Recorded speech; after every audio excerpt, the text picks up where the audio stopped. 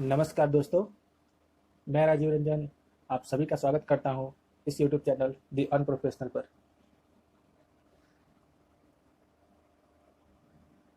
आज एक video series की शुरुआत करने जा रहा हूं, जिसमें हम लोग बिहार स्पेसिफिक जनरल नॉलेज जो है उसको कवर करेंगे। ये पूरा का पूरा जो वीडियो सीरीज़ होगा, ये बीपीएससी के लिए, बिहार एसएससी के लिए, बीपीएससी हो, बिहार एसएससी हो, बिहार एसआई हो, बिहार ईएसआई जिसका एग्ज़ाम होने वाला है, उन सब के लिए काफ़ी ज़्यादा हेल्पफुल रहेगा। क्योंकि इसमें हम लोग मेनली जो फोकस होगा वो बीपीएससी को लेकर के होगा। बीपीएससी लेवल तक का जो भी बिहार का जनरल नॉलेज है, उन सारी चीज़ों को इसमें कवर किया जाएगा। चाहे वो आपका हिस्ट्री हो, जियोग्राफी हो, पॉलिटी हो, सारी चीज़ें वो कवर की जाएंगी। इसमें हम लोग जो क्राउन बुक होता है उसको कवर करेंगे। पूरा का पूरा क्राउन बुक जो होगा वो इसमें कवर हो जाएगा। तो सबसे पहले मैं अपने बारे में थोड़ा सा इंट्रोडक्शन दे दूं। मेरा नाम राजीव रंजन है और मैं भी आप लोगों की तरह ही एक स्टूडेंट हूं। और मैं यूपीएससी और बीपीएससी के लिए प्रिपेयर करता हूं। लेकिन मेरा जो टीचिंग है वो मेरा एक शौक की तरह है। इसीलिए मैं यूट्यूब पर इस तरीके से वीडियोस बना करके अपलोड करता हूं, ताकि उससे मेरा भी एक फ़ायदा हो जाए और जो लोग उस वीडियोस को देखें उनका भी जो है वो फ़ायदा हो जाए। तो चलिए दोस्तों, आगे हम लोग बढ़ते हैं और देखते हैं। तो इसमें स्टार्टिंग में जो है देखेंगे हम लोग कि पूरा का पूरा सिलेबस बिहार स्पेसिफिक कैसे उसको पढ़ना है, क्या क्या अलग अलग जो टॉपिक्स होंगे उसको इसमें कवर किया जाएगा। तो सबसे पहले हम लोग बिहार में उसके इंट्रोडक्शन को देखेंगे। इंट्रोडक्शन के बारे में जानेंगे पूरा का पूरा, मतलब एक ब्रीफ इंट्रोडक्शन होगा बिहार का, जिसमें हम लोग कैपिटल, बिहार वर्ड क्यों नाम पड़ा, बिहार डे कब मनाया जाता है, उसके साथ साथ जो स्टेट सिंबल्स है वो सब क्या है, कितने डिविजन्स हैं बिहार में, कितने डिस्ट्रिक्ट्स हैं, कितने सब डिविजन्स हैं, लोकसभा सीट्स कितनी है, राज्यसभा सीट्स कितनी है, असेंबली सीट्स क्या है। तो इन सारी चीज़ों को हम लोग क्या करेंगे, इसमें कवर करेंगे। तो एक ब्रीफ इंट्रोडक्शन के साथ हम लोग इस पूरे वीडियो सीरीज की शुरुआत करेंगे। उसके बाद हम लोग काफ़ी डिटेल में बिहार की हिस्ट्री को जानेंगे। उसके अलावा बिहार की geography, polity, economics, art and culture, और उसके बाद फिर जो अदर कुछ इंपॉर्टेंट पॉइंट्स रह जाते हैं उन सबको इसमें क्या किया जाएगा, कवर किया जाएगा। तो अगर बात करते हैं हिस्ट्री की, हिस्ट्री में हम लोग एंशियंट, मिडाइवल और मॉडर्न तीनों कवर करेंगे अलग अलग डिटेल में।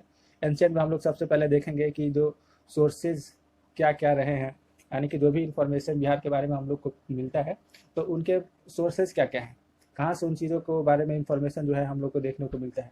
जैसे कि फॉर एग्जांपल अगर हम बात करें तो लिटरेरी सोर्सेज की अगर बात करते हैं तो सबसे पुराना ऐसा कौन सा बुक है जिसमें सबसे पहले इस रीजन के बारे में मेंशन किया हुआ है, या फिर ये बात कि बिहार को अगर सबसे पहले बिहार नाम दिया गया तो ये कहाँ से हम लोग को मिलता है, या फिर कब हम लोग को पता चलता है कि हाँ ये पर्टिकुलर रीजन को बिहार कहना जो है वो शुरू किया गया।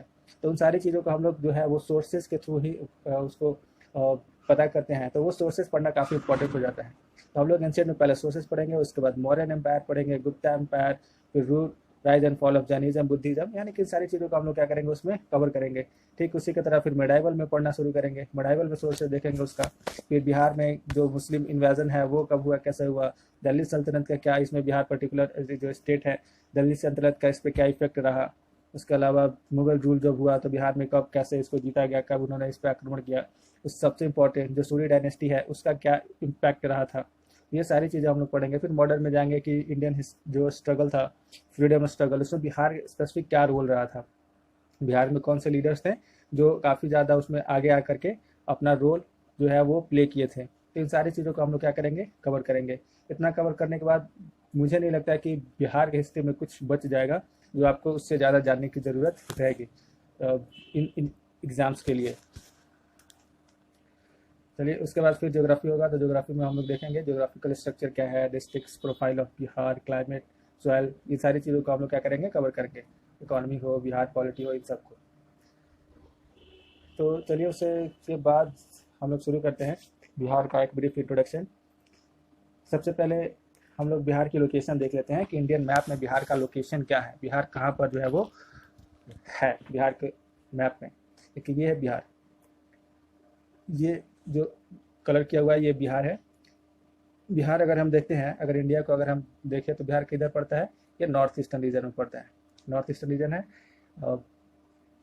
बिहार की अगर बाउंड्री की बात करते हैं हम लोग ये ऊपर में आप देखिए तो जिसका नॉर्दर्न बाउंड्री है वो नेपाल की तरफ है, वेस्ट में यूपी है, ईस्ट में बंगाल है। देखिए ये बंगाल है, बंगाल यहाँ से थोड़ा थोड़ा करके यहाँ तक पहुँचा है।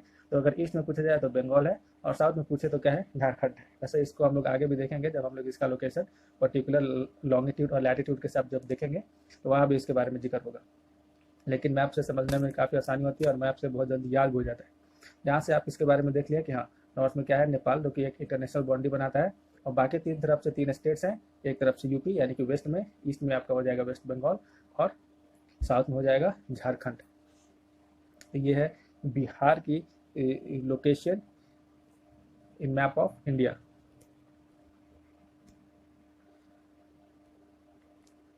उसके बाद हम लोग बिहार का ये पॉलिटिकल मैप है, इसको थोड़ा सा देखते हैं, इसको समझने की कोशिश करते हैं।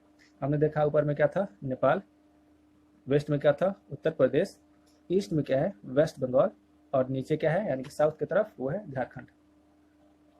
बिहार के देखिए, बिहार की हिस्ट्री को, बिहार के या फिर बिहार के बारे में समझना और भी ज़्यादा आसान होगा जब हम इसके जो पॉलिटिकल मैप है उसको काफ़ी अच्छे से समझ लें। यानी कि इसमें जो डिस्ट्रिक्ट्स है वो पर्टिकुलर कहाँ कहाँ पर है, किस रीजन में है।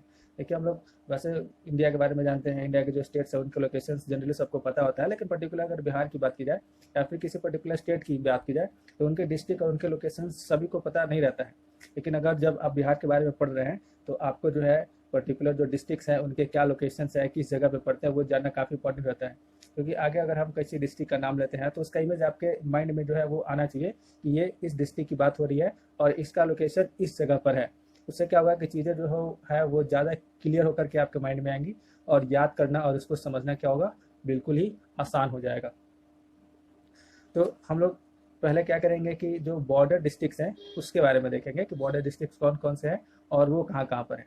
उसके बाद हम लोग देखेंगे कि कौन कौन से डिस्ट्रिक्ट्स हैं जो गंगा रिवर को टच करती है, यानी कि गंगा रिवर के क्या है दोनों तरफ कौन कौन से रिवर्स कौन कौन से डिस्ट्रिक्ट जो है वो हैं।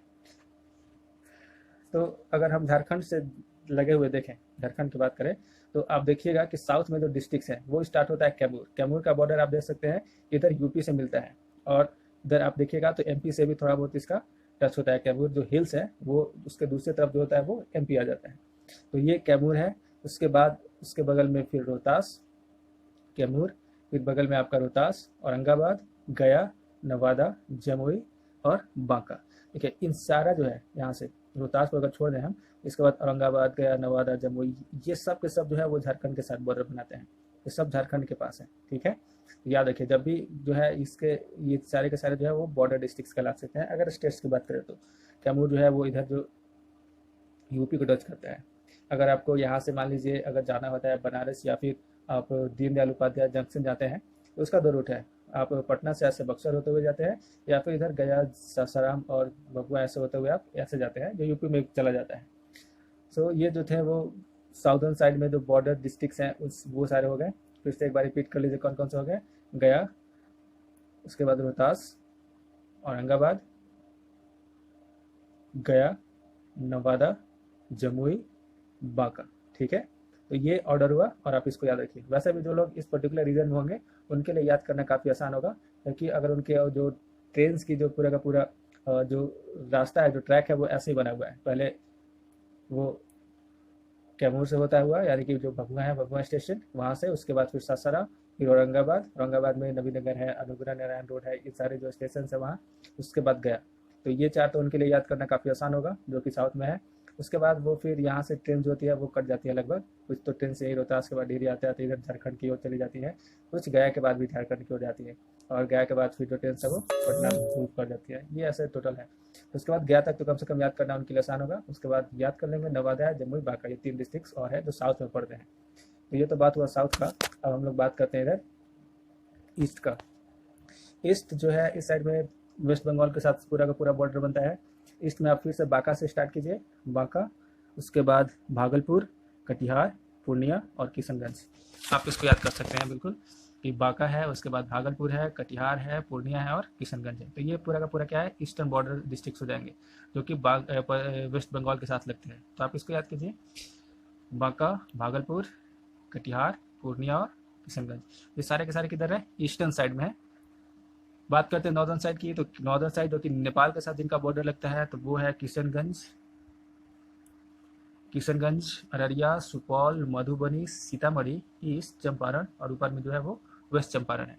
तो इसको आप ध्यान रखना काफ़ी इंपॉर्टेंट है, क्योंकि इसको नॉर्दर्न बिहार जो है वो अगर इकोनॉमिक तौर पे देखें तो काफ़ी ज़्यादा पीछे है in comparison to southern Bihar. Southern Bihar काफ़ी ज़्यादा डेवलप्ड है in comparison to northern Bihar. तो वैसे भी वो सारे डिस्ट्रिक्ट जो नेपाल के साथ बॉर्डर लगाते हैं उनके बारे में जानना, उनको उनका लोकेशन पर्टिकुलर समझना वो ज़्यादा इंपॉर्टेंट है। तो आप याद रखिए कि नेपाल साइड में क्या कौन कौन से, या फिर जो नॉर्दर्न साइड में कौन कौन से डिस्ट्रिक्ट्स हैं, वेस्ट चंपारण, ईस्ट चंपारण, सीतामढ़ी, मधुबनी, सुपौल, अररिया, किशनगंज, ये सब नेपाल को टच करते हैं। उसके बाद अगर हम वेस्टर्न साइड की बात करें जो कि उत्तर प्रदेश के साथ बॉर्डर लगाते हैं, तो वेस्ट चंपारण जो है वो तो लगाया, उसका तो टच होगा ही। उसके साथ साथ गोपालगंज है, सिवान है, सारण है, बक्सर है, भोजपुर है, कैमूर है, ये सारे डिस्ट्रिक्ट जो है वो जो उत्तर प्रदेश को टच करती है। देखिए एक चीज़ और इम्पोर्टेंट हो जाता है, ये जो सारण है या फिर ये जो भोजपुर पटना ऐसे करके है, तो जो गंगा रिवर है वो यहीं से ऐसे क्रॉस करती है ऐसे, और यहाँ से घग्गर रिवर है, वो घग्गर रिवर ऐसे आकर के यहाँ पर मिलती है। सोन रिवर है जो इधर से आकर के ऐसे मिलती है। तो ये जो पूरा का पूरा जो सारण है, आप कह सकते हैं कि ये घग्गर और गंगा का जो कॉन्फ्लुएंस है इसके ऊपर है, यहाँ पर है, क्योंकि ये पॉइंट आगे हम लोग डिस्कस करेंगे। तो ये काफ़ी इंपॉर्टेंट हो जाता है, इसलिए आप लोग इसको यहीं पर समझ ले कि जो सारण है वो क्या है, वो घग्गर और गंगा दोनों का जो मीटिंग पॉइंट है, कॉन्फ्लुएंस है, उस पर बनता है, ठीक है ना, वहाँ पर जो है वो स्थित है। तो उसके अलावा बाकी जो डिस्ट्रिक्ट्स है, जैसे कि ये सारे डिस्ट्रिक्ट्स को अगर कवर करें तो लगभग हम लोग 50% से ज़्यादा डिस्ट्रिक्ट्स का लोकेशन जो है वो कवर कर जाते हैं। उसके बाद बात करते हैं गंगा रिवर की, तो गंगा रिवर लगभग ऐसे यहाँ से वो क्रॉस करती है, ठीक है। तो गंगा रिवर के आसपास के जो डिस्ट्रिक्ट्स है उसको देख लेते हैं, जैसे बक्सर हो गया, भोजपुर हो गया, पटना हो गया, नवादा हो गया, वैशाली है, सारण है, समस्तीपुर है, सहरसा है, खगड़िया है। तो ये सारे डिस्ट्रिक्ट इधर हैं। सबसे छोटा डिस्ट्रिक्ट आपको देखने से कौन सा लग रहा है, देखिए ये है सबसे छोटा डिस्ट्रिक्ट शिवहर, जो कि ऊपर है, ईस्ट चंपारण और सीतामढ़ी के क्या है, बिल्कुल बीच में है। उसके अलावा उसके बाद सबसे बड़ा डिस्ट्रिक्ट कौन सा है, तो आप देखिएगा यहाँ पर आपको दिखेगा अरवल, अरवल है, शेखपुरा है, सारे छोटे छोटे डिस्ट्रिक्ट हैं, बिल्कुल छोटा छोटा। उसके अलावा यहाँ पर आप जहानाबाद देख सकते हैं। तो ये सारे डिस्ट्रिक्ट जो है वो गंगा के साउदर्न पार्ट में है, और बाकी जो डिस्ट्रिक्ट हैं जैसे मुजफ्फरपुर हो गया, शिवहर है, उसके अलावा दरभंगा है, सहरसा है, मधेपुरा है, ये सारे क्या है, गंगा रिवर के नॉर्दर्न साइड में है। सो इन सारे लोकेशंस को अगर देखते हैं, इसको समझते हैं, तो आगे जो बिहार के बारे में हम लोग जो भी पढ़ेंगे, हिस्ट्री पढ़ते हैं या फिर इकोनॉमिक पढ़ते हैं, पॉलिटी पढ़ते हैं, जो भी पढ़ते हैं, जब भी इन डिस्ट्रिक्ट्स का नाम वहाँ पर सामने आएगा तो आपको समझने में या फिर उसको एक तरीके से इमेजिन करने में काफ़ी आसानी हो जाएगी, और वो चीज़ें आपको काफ़ी बेहतर तरीके से जो है वो समझ में आएगी। टोटल डिस्ट्रिक्ट अगर हम काउंट करते हैं तो 38 हैं, और बाकी सबका लोकेशन आपको दिख रहा है, बताया गया है इसमें किसका लोकेशन कहाँ कहाँ पर है। तो चलिए अब इसके आगे बढ़ते हैं और देखते हैं बिहार का ब्रीफ इंट्रोडक्शन क्या क्या है।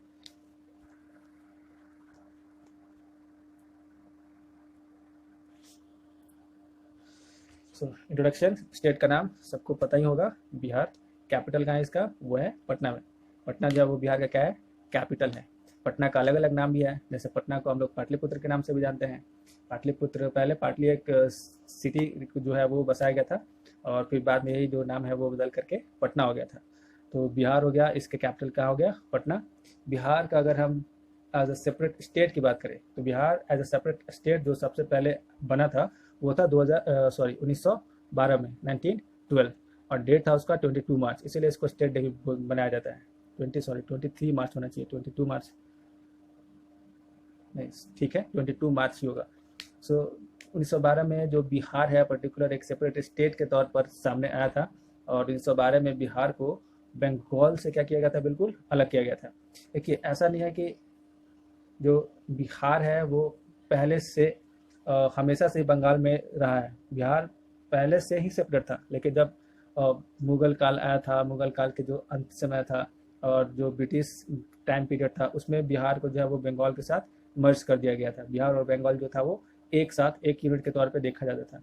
लेकिन बाद में 1912 में क्या हुआ, 1912 में, कि बिहार को एक सेपरेट स्टेट जो है वो बना दिया गया बंगाल से डिवाइड करके। बात करते हैं बिहार वर्ड के बारे में स्पेसिफिक, क्योंकि ये काफ़ी इंपॉर्टेंट हो जाता है। देखिए बिहार का जो रीजन है, अभी का जो रीजन है पूरा का पूरा, वो 4 अलग अलग रीजन्स को मिला करके बनता था। यानी कि अगर वैदिक पीरियड की बात करें या फिर उसके बाद की बात करें, तो वो 4 डिफरेंट डिफरेंट जो है वो रीजन्स थे, जिसमें से 3 जो महाजनपद थे और एक बहुत ही फेमस रीजन था। 3 महाजनपद कौन कौन से थे? तो वो था आपका वैशाली, अंग प्रदेश और मगधा। ये 3 जनपद के रीजन्स जो थे वो अभी के बिहार में मिलते हैं। साथ ही साथ एक और इम्पोर्टेंट, विदेहा। विदेहा देखिए जनपद नहीं था, ये महाजनपद नहीं था। जो 16 महाजनपद की बात होती है अंगुत्तर निकाय में, उनमें से विदेहा जो था वो महाजनपद में नहीं आता था, लेकिन बाकी वैशाली हो गया, अंगा हो गया और मगध हो गया, ये सारे जो है वो महाजनपद में आते थे। इन सब के जो रीजन्स जो है अभी के प्रेजेंट बिहार में जो है वो मिलते हैं। सो अभी का जो बिहार है उसका बिहार नाम तो एंशिएंट टाइम में था ही नहीं। बिहार जो नाम था वो तो पर्टिकुलर 12वीं शताब्दी में उसको दिया गया था। वो डिफरेंट डिफरेंट रीजन्स थे, जिसमें अभी का जो प्रेजेंट का जो एरिया है वो आता था। तो बिहार का जो बिहार नाम पड़ा था वो 12वीं शताब्दी में था। 12वीं शताब्दी में उसको पर्टिकुलर एज अ बिहार जो है वो सबसे पहले बताया गया था। और बिहार जो वर्ड था वो पर्टिकुलरली बिहार शरीफ जो जगह है उससे आया था। बिहार जो है, बिहार पर्टिकुलर जो बिहार बोला जाता है, वो जो 12वीं शताब्दी में बख्तियार खिलजी ने जो बिहार के ऊपर अटैक किया था, तो उसका वर्णन करने के लिए जो एक ट्रैवलर थे, यानी कि जो ट्रैवलर्स होते थे, उनका नाम था मिन्हास करके, मिन्हास अल सिराज। उन्होंने अपनी एक बुक में इस पूरे का पूरा जो अटैक था खिलजी का बिहार के ऊपर, उसको पूरा का पूरा लिखा था। बुक का नाम था तबाकते नसीरी। इस बुक में उन्होंने लिखा था। तो इस बुक में जब उन्होंने इस अटैक के बारे में पूरा मेंशन किया था, तो इसमें उन्होंने इस पर्टिकुलर रीजन को बिहार के नाम से दिखलाया था, बिहार लिखा हुआ था उसमें। और ये बिहार पर्टिकुलर बिहार शरीफ को देखते हुए उन्होंने इस पर्टिकुलर रीजन को क्या बोला था? बिहार बोला था। अगर बिहार वर्ड की बात करें तो ये बिहार भी जो वर्ड है वो बिहार से लिया हुआ है। बिहार को उसने क्या किया था कि वो बिहार न बोलने की जगह पे वो लोग उसको बिहार बोलते थे। लैंग्वेज का फर्क था, वो लोग किसी चीज़ का प्रोनाउंसिएशन अलग तरीके से करते हैं, यहाँ पे किसी अलग तरीके से प्रोनाउंसिएशन होता था। तो पर्टिकुलर ये जो था वो बिहार था, बिहार, लेकिन उनको प्रोनाउंसिएशन उन्होंने कैसे कर दिया? इसको बिहार से कर दिया। जैसे जो रिवर होता है सिंधु रिवर, तो हमारा प्रोनाउंसिएशन तो उसका सिंधु होता है, लेकिन उस टाइम पे जो पारसी आए थे या फिर जो अरबिक थे, उन्होंने उस सिंधु को हिंदू बोला। इसी वजह से यहाँ पे सिंधु के इस पार रहने वाले जितने भी लोग हैं उनको हिंदू बोला जाने लगा। और धीरे धीरे इसी को एक रिलीजन बना दिया गया ब्रिटिशर्स के तौर पे कि ये हिंदू रिलीजन है, जो पहले सिंधु के इस तरफ रहते थे। मुस्लिम इन्वेजन से भी पहले, मुस्लिम्स के इन्वेजन से पहले के जितने लोग थे यहाँ पर सिंधु नदी के इस पार के, उनको सारा का सारा क्या बोल दिया गया कि ये लोग क्या है? हिंदू हैं, क्योंकि वो लोग सिंधु को हिंदू प्रोनाउंसिएट करते थे। उसी तरीके से यहाँ पर जो प्रोनाउंसिएशन है बिहार का, वो लोग बिहार के तौर पे करने लगे थे, इसलिए इस पर्टिकुलर रीजन का नाम जो है वो बिहार हो गया। सो देखते हैं हम लोग कि बिहार का मीनिंग क्या होता है। बिहार का मतलब होता है कि मॉन्क्स के लिए जो रहने की जगह होती है उसको बिहार बोलते हैं। Abode of Buddhist monk, Buddhist भी नहीं रहते थे, जैन भी रहते थे। सो उनका जो साधु लोग होते हैं, यानी कि जो मॉन्क्स है, उनका रहने का जो जगह होता है, उनका जो रेस्ट करने का जो प्लेस है, उसको हम लोग क्या बोलते हैं? बिहार बोलते हैं। जैसे अभी भी आप लोग एक जगह का नाम है दिल्ली में आनंद विहार, आनंद विहार आप लोग जान सकते हैं। तो बिहार का मतलब ये होता है अबॉर्ड ऑफ मॉन्क्स, अबॉर्ड ऑफ, स्पेशली अगर बिहार की बात करें तो बुद्धिस्ट मॉन्क्स, यानी कि जहाँ पर वो लोग रहते हैं वहाँ पर अपने जो जो भी एक्टिविटीज़ है वो परफॉर्म करते हैं, तो इसलिए उसको बिहार बोलते हैं। बिहार का मतलब आप ये भी समझ सकते हैं कि वो चीज़ जहाँ पर काफ़ी ज़्यादा आनंद मिले, काफ़ी ज़्यादा हरियाली हो, उसको भी बिहार बोल सकते हैं। सो पर्टिकुलर जो बिहार वर्ड है वो यहाँ से आया। तो अब जाकर के हम लोग कम से कम इस बात को लेकर बिल्कुल क्लियर होंगे कि हमारा जो स्टेट का नाम बिहार है वो बिहार कैसे पड़ा, कब पड़ा, इसके बारे में कहाँ मेंशन किया हुआ है, पहले ये जो रीजन था वो किन किन पर्टिकुलर जगहों को लेकर के मिला करके बना था। तो यहाँ से ये चीज़ें जो है वो लगभग क्लियर होनी चाहिए। 2 बातें याद करने वाली है, एक है मिन्हास अल सिराज, उस राइटर का नाम, जो ट्रैवलर था उसका नाम, और साथ ही साथ उसकी बुक यानी कि तबाकत नसीरी, क्योंकि यही बुक थी जिसमें सबसे पहले बार इस पर्टिकुलर रीजन को बिहार बोला गया था। इससे पहले ये रीजन बिहार के नाम से नहीं जाना जाता था, अलग अलग रीजन से अलग अलग नाम उनका था, लेकिन उसने पूरे रीजन को क्या कह दिया? बिहार कह दिया, और तभी से इस पर्टिकुलर रीजन का नाम जो है वो बिहार बोला जाने लगा। आगे बात करते हैं, आगे देखते हैं। आगे है डिवीज़न, बिहार के कब कब डिवीज़न हुआ और डिवीज़न करने के बाद कौन कौन से स्टेट्स बने। बिहार का अगर देखा जाए तो 1912 में, यानी कि 1912 में बिहार जो है वो बंगाल से सेपरेट कर दिया गया। इसकी भी अलग ही कहानी है। उसी वक्त जो है वो आंदोलन चला था 1905-1906 में, स्वदेशी आंदोलन, और जिसके तहत जो ब्रिटिशर्स थे वो अपने जो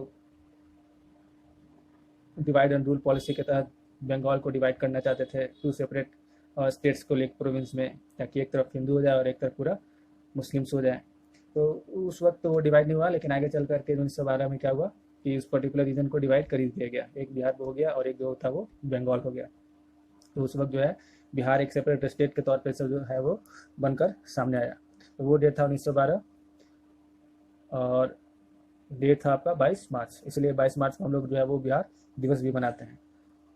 उसके बाद बिहार का फर्दर डिवीजन हुआ, 2 बार बिहार का डिवीजन हो चुका है। एक बार डिवीजन हुआ 1936 यानी कि 1936 में। उस समय क्या हुआ कि उड़ीसा को बिहार से अलग कर दिया गया था। उड़ीसा जो है वो बिहार से क्या हुआ, अलग हुआ 1936 में। तो ये जो था वो इंडिपेंडेंस से पहले था, इंडिपेंडेंस से पहले का डिवीजन था। तो इंडिपेंडेंस से पहले अगर देखें तो डिवीजन हुआ था उड़ीसा का 1936 में, और खुद बिहार अलग हुआ था बंगाल से 1912 यानी कि 1912 में। इंडिपेंडेंस के बाद जो है 2000 में झारखंड जो है वो बिहार से क्या हुआ, अलग हुआ। झारखंड जो था वो एक ट्राइबल रीजन था पूरा का पूरा, और वहाँ के लोगों का ये कहना था कि जो भी डेवलपमेंट होता है वो पर्टिकुलर पटना साइड या फिर इस तरफ का जो बिहार है उसमें होता था, और जो भी रिसोर्सेज निकाले जाते थे वो झारखंड यानी कि जो ट्राइबल रीजन थे वहाँ से निकाले थे, यानी कि रिसोर्सेज जहाँ का यूज़ होता था और डेवलपमेंट इधर होता था, इस तरफ में किसी भी तरह का डेवलपमेंट होता ही नहीं था। इसी बात को लेकर के उन्होंने क्या हुआ कि पूरा आंदोलन किया और बोला कि हमको जो है वो अलग स्टेट जो है वो चाहिए। उनका यही कहना था कि आप रिसोर्सेज यहाँ से यूज़ करते हैं और इन रिसोर्सेज से होने वाला जो डेवलपमेंट है वो दूसरी जगह करते हैं। तो ये दोहरी नीति का उन्होंने आरोप लगाया और उसके बाद जो है वो झारखंड को अलग कर दिया गया। झारखंड जो है वो 2000 में क्या हुआ, 15 नवंबर यानी कि 15 नवंबर 2000 में क्या हुआ, झारखंड जो है वो अलग स्टेट बन करके सामने आ गया। इसमें जो सबसे इम्पोर्टेंट रोल प्ले किया गया था वो उस पार्टी का नाम था Jharkhand Mukti Morcha, JMM, Jharkhand Mukti Morcha. So division हो गया। सो आज के लेक्चर में बस इतना ही। आगे हम लोग इसमें और जो है वो इंट्रोडक्शन आगे कंटिन्यू करेंगे। तब तक के लिए धन्यवाद। Thank you.